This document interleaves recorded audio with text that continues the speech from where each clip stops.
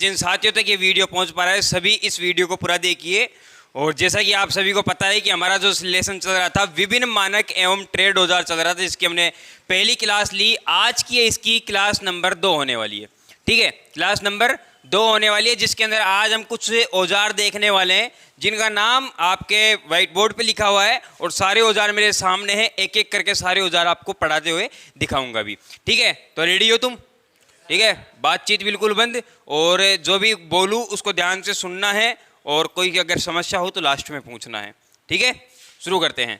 सबसे पहले यहाँ पर बात आती है प्लायर की। देखिए प्लायर क्या होता है? किसी भी चीज़ को जकड़ने के लिए और पकड़ने के लिए, काटने के लिए, मोड़ने के लिए एक जिसे आप प्लास कहते हो। ठीक है, प्लास काम में लिया जाता है, जो कि ये रहा, आपने काफ़ी बार यूज़ भी लिया होगा। ठीक है, इसे हम प्लायर कहते हैं भाई। क्या कहते हैं? प्लायर। अब ये वो प्लायर है जिसके अंदर यहाँ पर ये जबड़ा है जिसे हम जो कहते हैं। ये क्या है? जो, जिसे हम जबड़ा कहते हैं। यहाँ पर ये इसका हैंडल है जिस पर पीवीसी चढ़ा हुआ होना चाहिए। ये पीवीसी है। ठीक है, ये इसका हैंडल है। अब यहाँ पर ये देखिए दो अलग अलग टुकड़ों को एक जगह से जोड़ा गया है। तो यहाँ पर जहाँ से इसको जोड़ा गया है इसे हम पिवेट कहते हैं। क्या कहते हैं भाई? पिवेट कहते हैं। तो इसके अंदर मेन 3 पार्ट होते हैं, जो, पिवेट, हैंडल। ठीक है, ये 3 मेन पार्ट इसके अंदर होते हैं। सबसे पहले जो दूसरी चीज आती है, ये बना हुआ किसका होता है भाई? ये बना हुआ किसका होता है? बताइए, खड़े होके बताइए, किसका बना हुआ होता है? हाँ, उच्च गुणवत्ता वाली स्टील का। बिल्कुल, ये उच्च गुणवत्ता वाली स्टील का ये बना होता है। उच्च गुणवत्ता वाली स्टील। ठीक है, उच्च गुणवत्ता वाली स्टील का ये बना हुआ है, मतलब अच्छी क्वालिटी की स्टील होनी चाहिए। अब अगर बेकार क्वालिटी हुई तो आप तो इससे स्टील के वायर भी कभी कभी काट देते हो। अगर स्टील अच्छी क्वालिटी की, वायर अच्छी क्वालिटी का हुआ और ये गंदी क्वालिटी का हुआ तो ये मुड़ जाएगा, लेकिन आपका स्टील का वायर नहीं कटेगा। इसीलिए यहाँ पर स्टील की जो क्वालिटी रखी जाती है, बेस्ट क्वालिटी रखी जाती है। ठीक है, किसका बना होता है? उच्च गुणवत्ता वाली स्टील का बना हुआ होता है। अब यह कुल 6 प्रकार का होता है। कॉम्बिनेशन प्लायर जो होता है भाई, ये तो कॉम्बिनेशन प्लायर है। ठीक है, पहले क्या होता था कि ये अलग अलग प्रकार के होते थे, फिर बाद में एक महाज्ञानी आया जिसने एक ही बना दिया। अब इसी के अंदर सारे प्लायर आ जाते हैं। वो कैसे आते हैं मैं आगे बताऊंगा। यहां पर सबसे पहले आती है बात विकर्ण कटिंग प्लायर की, जिसे हम साइड कटिंग प्लायर भी कह सकते हैं। ये रहा विकर्ण कटिंग प्लायर या फिर साइड कटिंग प्लायर। अब इससे क्या होता है कि किसी भी वायर को अगर साइड से काटना होता है तो हम साइड कटिंग प्लायर का प्रयोग में लेते हैं। यह भी उसी धातु का बना होता है। कौन सी धातु का भाई? उच्च गुणवत्ता वाली स्टील का ये बना हुआ होता है। इसके अंदर भी ये जॉ होता है। इसके अंदर ये जो जॉ होता है किसी भी चादर को काटने के लिए, वायर को काटने के लिए, वहां पर इसका प्रयोग किया जाता है। इसके अंदर भी पिवेट होता है। ये पिवेट 2 अलग अलग भागों को इसमें भी जोड़ा गया है। ये पिवेट है, ये हैंडल है जिस पर पीवीसी चढ़ा हुआ होना चाहिए। बात समझ में आ गई? ये कौन सा है भाई? And cutting plier. ठीक है, या फिर सॉरी विकर्ण cutting plier, side cutting plier हम इसे ही कहते हैं। साइड कटिंग प्लायर भी कहते हैं, विकर्ण कटिंग प्लायर भी हम इसे ही कहते हैं भाई। समझ में आ गया? विकर्ण कटिंग प्लायर और साइड कटिंग प्लायर। तो यहां पर लिख लीजिएगा कि इसका दूसरा नाम है साइड कटिंग प्लायर। क्या है भाई? Side cutting plier. तो ये साइड कटिंग प्लायर और विकर्ण कटिंग प्लायर एक ही है। इसके बाद में बात आती है एंड कटिंग प्लायर की। देखिए एंड कटिंग प्लायर में क्या होता है? आपने दीवार में कील ठोक दी, ये मैंने कील ठोक दी। ठीक है, ये कील मैंने ठोक दी। अब क्या है कि मेरे को इस कील को बिल्कुल दीवार के पास से काटना है, मतलब दीवार के बिल्कुल पास से काटना है। तो अब मैं अगर छीनी से और हथौड़े से काटूंगा, हैमर से काटूंगा, तो शायद दीवार भी खराब हो जाएगी। तो इसीलिए मेरे पास एक प्लायर है जिसे हम एंड कटिंग प्लायर कहते हैं। किसी भी चीज को एंड से काटने के लिए हम एंड कटिंग प्लायर का प्रयोग करते हैं। यहां पर ये जो एंड कटिंग प्लायर है इसमें भी 3 पार्ट होते हैं, जॉ, पिवेट और हैंडल। ठीक है, ये इसके अंदर मान लो ये कील लगी हुई है, तो इसको लास्ट में कील से लास्ट से पकड़ के दीवार के जस्ट पास से पकड़ के और इसको दबा दीजिए। आपकी जो कील है बिल्कुल दीवार के पास में से कटेगी। ठीक है, तो ये कौन सा प्लायर है भाई? And cutting plier. नाम से ही पता चल रहा है लास्ट में से काटने के लिए जो प्लायर काम में लिया जाता है उसे हम एंड कटिंग प्लायर कहते हैं। ठीक है, कहां से? लास्ट में से काटने के लिए। तो यहां पर एंड कटिंग प्लायर ये रहा। एंड कटिंग प्लायर का प्रयोग कहां किया जाता है? किसी भी कील को, किसी कील, ठीक है, या तार को लास्ट में से, ठीक है, लास्ट में या दीवार के पास में, ठीक है, दीवार के पास से काटने के लिए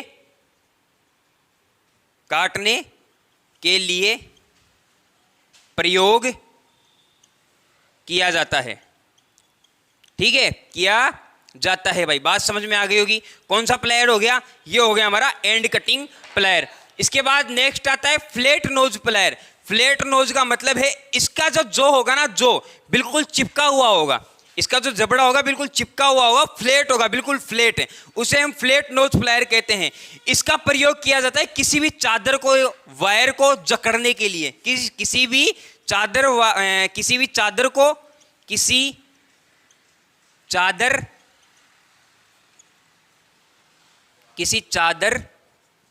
तार आदि को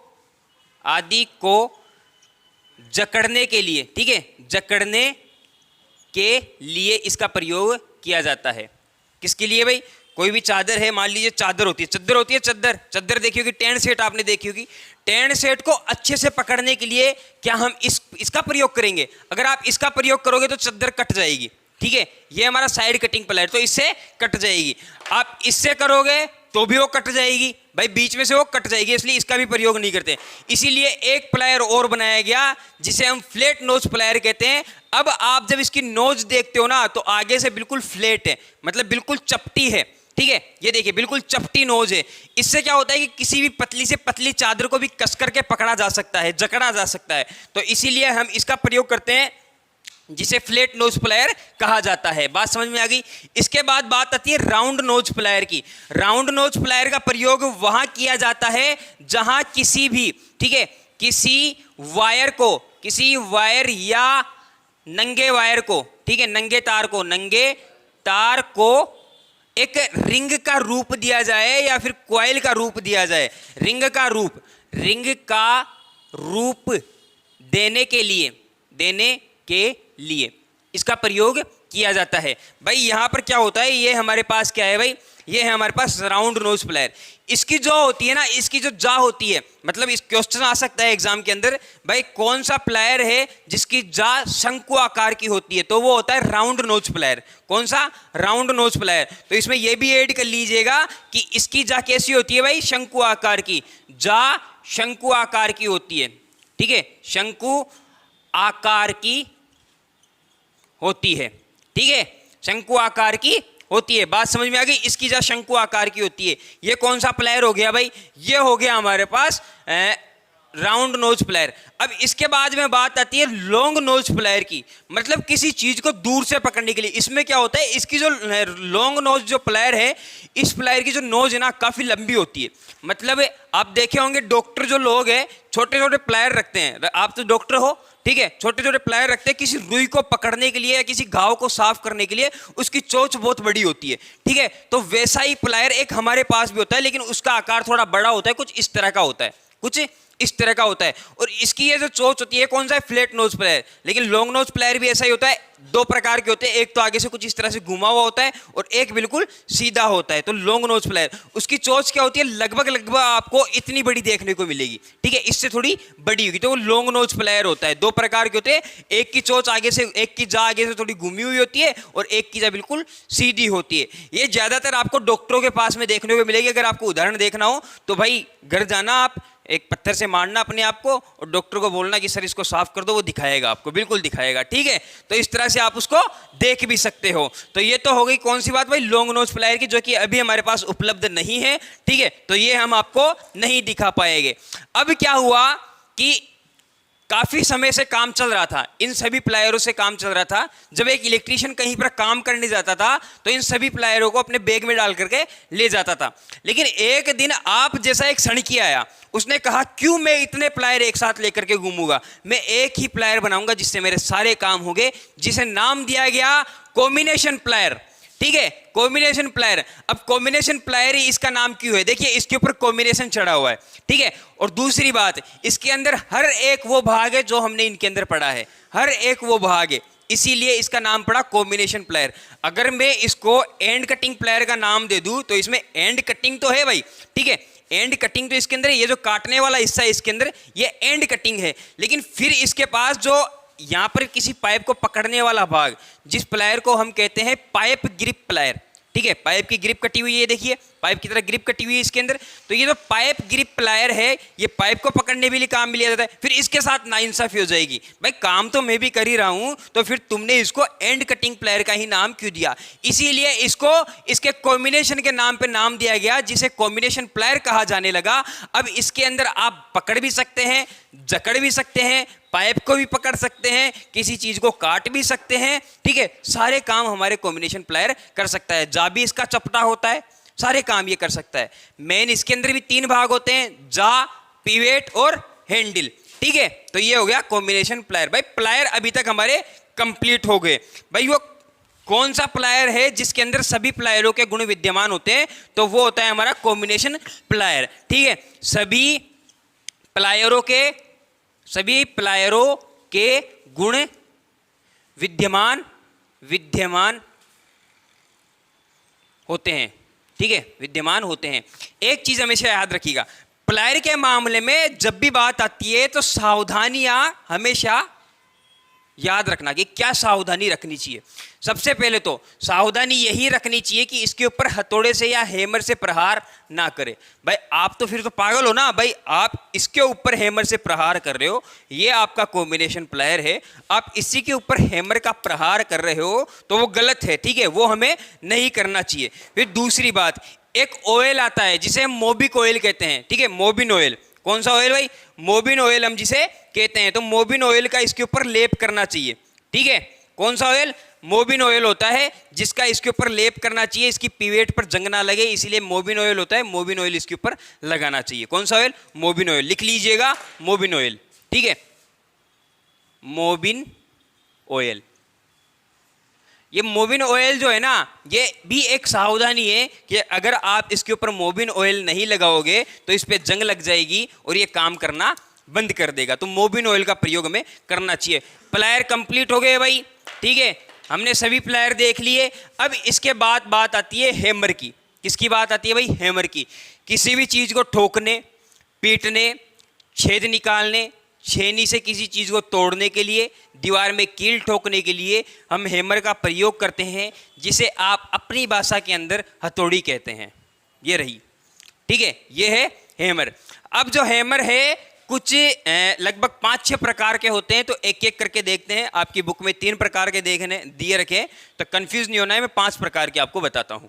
यहां पर सबसे पहले बात आती है बॉल पिन हैमर की।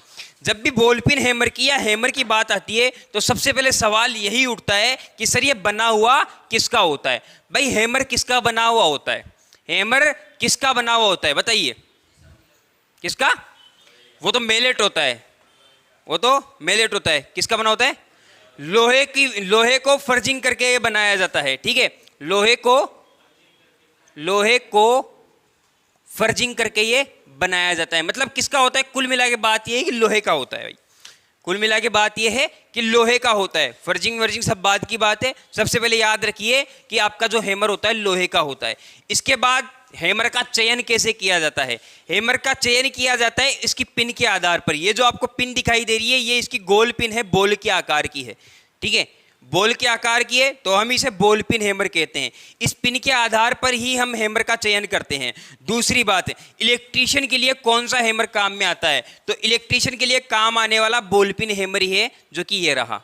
इलेक्ट्रीशियन के लिए बॉल पिन हैमर ही काम आता है। अगर वजन की बात करूं तो इसका वजन 400 से 500 ग्राम तक होना चाहिए, ठीक है, 400 से 500 ग्राम तक होना चाहिए। कम से कम 400, अधिक से अधिक 500 ग्राम इसका वजन होना चाहिए। इलेक्ट्रीशियन के लिए बात कर रहा हूं, ये इलेक्ट्रीशियन के लिए सबसे बेस्ट हैमर है।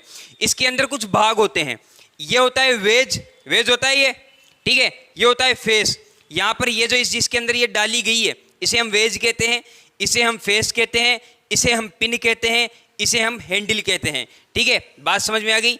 वेज, ठीक है, फेस, पिन, हैंडल, तो ये हो गया हमारा हैमर तैयार। ये हैमर है भाई, ठीक है, समझ में आ गया? तो ये हो गया ball pin hammer. Ball pin hammer complete हो गया। इसके बाद बात आती है स्ट्रेट पिन हैमर की। देखिए स्ट्रेट पिन हैमर आपका ये रहा, थोड़ा छोटे आकार का है लेकिन काम चल जाएगा। स्ट्रेट पिन हैमर सबसे ज्यादा किसके पास देखने को मिलता है? ये मिलता है खातियों के पास, जो लकड़ियों का काम करते हैं, लकड़ियों का जो काम करते हैं उनके पास ये सबसे ज्यादा मिलता है। भाई लकड़ी का काम करने वाले के पास ये मिलता है, क्योंकि उन्हें किसी भी चीज को काटना होता है तो काटने के लिए ये सबसे बेस्ट है। ठीक है, ये सबसे बेस्ट है। इसके अंदर भी फेस, पिन, वेज, हैंडल। ठीक है, फेस, पिन, वेज, जिसके अंदर से हैंडल डाला गया है, और ये हैंडल। तो ये क्या हो गया भाई, ये हो गया straight pin hammer. Straight pin hammer और एक हैमर और एक क्रॉस पिन हैमर, इन दोनों में कोई फर्क नहीं होता। इन दोनों में बस फर्क इतना होता है कि आपने जो अभी आप जो इसको यहां से देखते हो तो आपको यहां से ये जो इसकी पिन है कुछ चौकोर दिखाई दे रही है। ठीक है, लेकिन क्रॉस पिन में कुछ नहीं होता। क्रॉस पिन में इस हैंडल को यहां से निकाला जाता है और इसको यहां से डाला जाता है, तो अब आपको जो पिन होती है बिल्कुल यहां से बिल्कुल सीधी दिखाई देती है। तो ये क्रॉस पिन हैमर होता है। ठीक है, क्रॉस पिन हैमर ये होता है भाई। क्रॉस पिन हैमर, इसमें कोई फर्क नहीं है, बस इसको यहां से इस पिन को इस तरह से मोड़ दिया जाता है, और कोई फर्क नहीं होता। ठीक है, और कोई फर्क नहीं होता। ये हो गया आपका क्रॉस पिन हैमर। इसके बाद में आता है क्ला हैमर। ये जो क्ला हैमर है ये कील निकालने के लिए काम में लिया जाता है। अगर आपको ये अच्छे से देखना है तो आप यहाँ देख सकते हैं मेरे पास। और क्ला हैमर सबसे ज़्यादा किसके पास होता है, जो छत में फंटे ठोकते हैं उनके पास ये होता है, क्योंकि जब कील किसी फंटे में गलत जगह फंस जाती है तो इस तरह से कील में डाला जाता है और इस तरह से इसको दबाया जाता है तो कील बाहर आ जाती है। इसका प्रयोग कीले निकालने के लिए किया जाता है। क्ला हैमर का प्रयोग कीले निकालने के लिए किया जाता है। तो लिख लीजिएगा क्ला हैमर के आगे, क्ला हैमर का प्रयोग कहाँ किया जाता है भाई, कीले निकालने के लिए। ठीक है, कीले निकालने के लिए, निकालने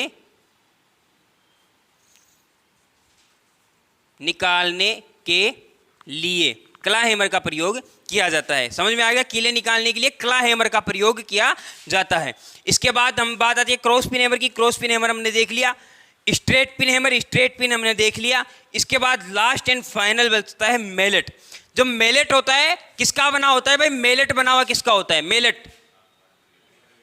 ठीक है, मेलेट किसका बना हुआ होता है, शीशम की लकड़ी, शीशम की लकड़ी,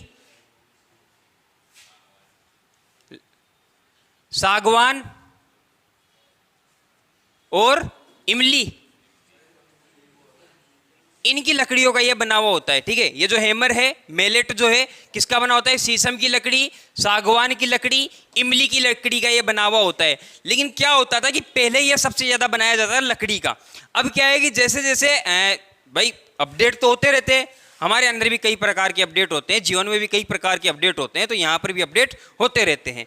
अब क्या हुआ कि जब इसको ठोकते थे ना तो यहाँ से क्या होता था, ये साइडों में से झड़ जाता था, ये साइडों में से झड़ने लगा। तो फिर एक वैज्ञानिक महाराज जी हो रहा है जिन्होंने कहा यार ये तो गड़बड़ है, साला ये तो वेस्ट हो रहा है, खराब हो जा रहा है। इसीलिए हमने क्या कर दिया भाई, एक पीवीसी का मेलेट बना दिया। अब यहाँ पर जो मेलेट में ये वाला हिस्सा आता है ना, अब पीवीसी का आने लग गया। किसका आने लग गया, पीवीसी का आने लग गया। पीवीसी क्या है, जड़ता नहीं है। ठीक है, पीवीसी क्या है, जड़ता नहीं है, चोट अच्छे से लगती है।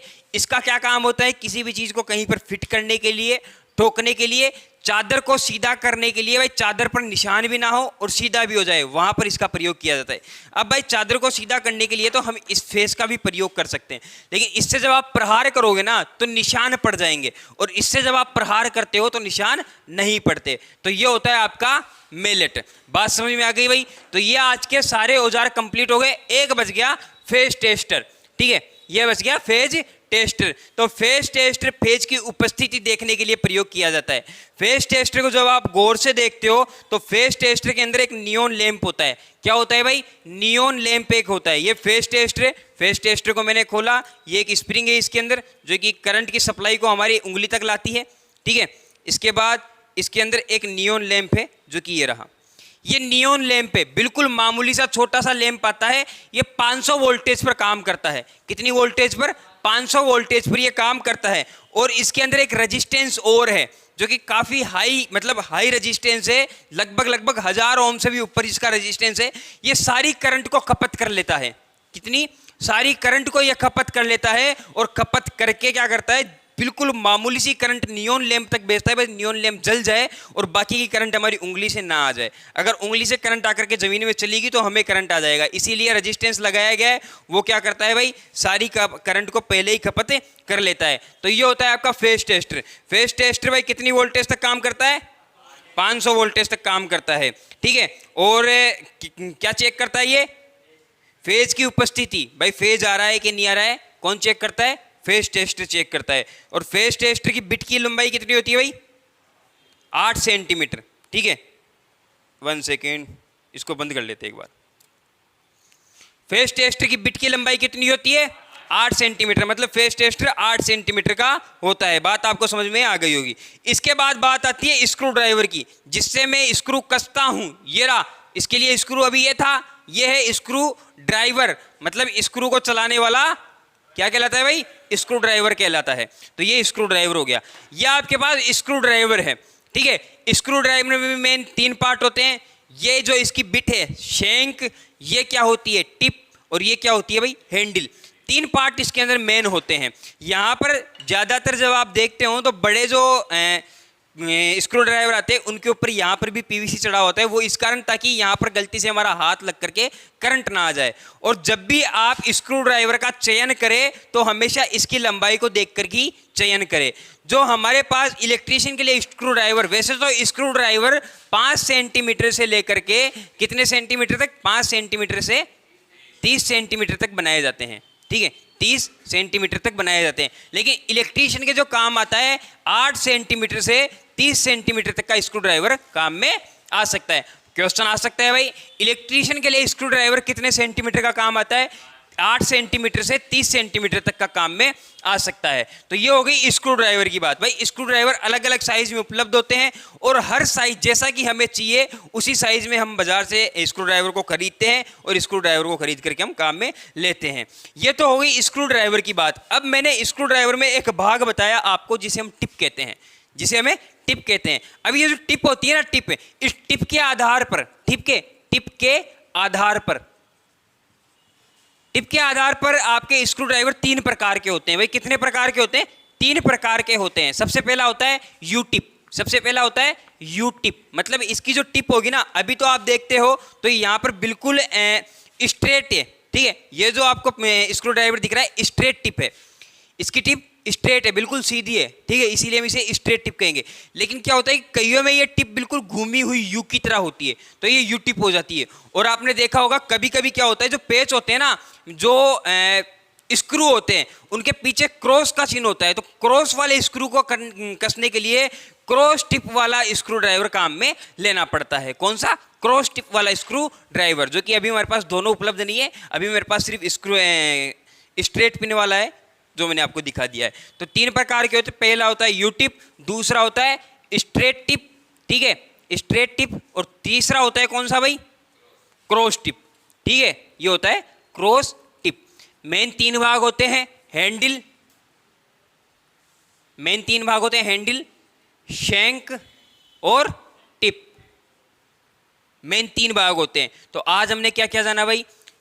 टेस्ट लैम्प को हटा दीजिए, बाद में बता दूंगा, अभी हमारे पास उपलब्ध नहीं है। टेस्ट लैम्प वैसे शॉर्ट सर्किट, ओपन सर्किट इनको देखने के लिए प्रयोग में लिया जाता है, जो कि मैं आपको बाद में बता दूंगा, अभी कल ही बता दूंगा टेस्ट लैम्प। ठीक है, तो आज क्या क्या हुआ, जितनी भी चीज़ें हुई अच्छे से क्लियर है। अब मैं आपसे एक क्वेश्चन पूछता हूँ, ठीक है, आप मेरे को ये बताइए कि जो फेज टेस्टर होता है उसके अंदर नियॉन लैंप होता है, वो कितनी वोल्टेज पर काम करता है? 500 वोल्टेज पर। यहाँ पर जो आपके प्लायर है, जो प्लायर है किस धातु का बना हुआ होता है? उच्च गुणवत्ता वाली स्टील का ये बना हुआ होता है। और दूसरी चीज़ हैमर किसका बना हुआ होता है? लोहे का बना हुआ होता है। ठीक है, मतलब अच्छी क्वालिटी की लोहे का बना हुआ होता है। इतनी चीज़ें आपको याद रखनी है। सभी जो चीज़ें मैंने बताई आपको, कौन सी चीज़ कहाँ पर काम में ली जाती है, हर चीज़ का पता लगाना है, ध्यान रखना है। चद्दर को काटने के लिए साइड कटिंग प्लायर का प्रयोग में लिया जाता है। किसी चीज़ को एंड से काटने के लिए एंड कटिंग प्लायर का प्रयोग किया जाता है। ठीक है, किसी चीज़ को पकड़ने जकड़ने के लिए फ्लैट नोज प्लायर का, ठीक है, फ्लैट नोज प्लायर का प्रयोग किया जाता है। तो आज की क्लास अच्छी लगी? ठीक है, नेक्स्ट भी ऐसी होगी, अगली क्लास भी बिल्कुल ऐसी होगी, जिसमें भी 10-15 औजार आपको दिखाएंगे बढ़िया, और समझ में भी आएंगे, दिखाने से ज़्यादा समझ में आएगा। तो उम्मीद है आपको भी समझ में आ गया होगा, और समझ में आ गया तो वीडियो को लाइक, चैनल को सब्सक्राइब जरूर से कर लीजिएगा। धन्यवाद साथियों।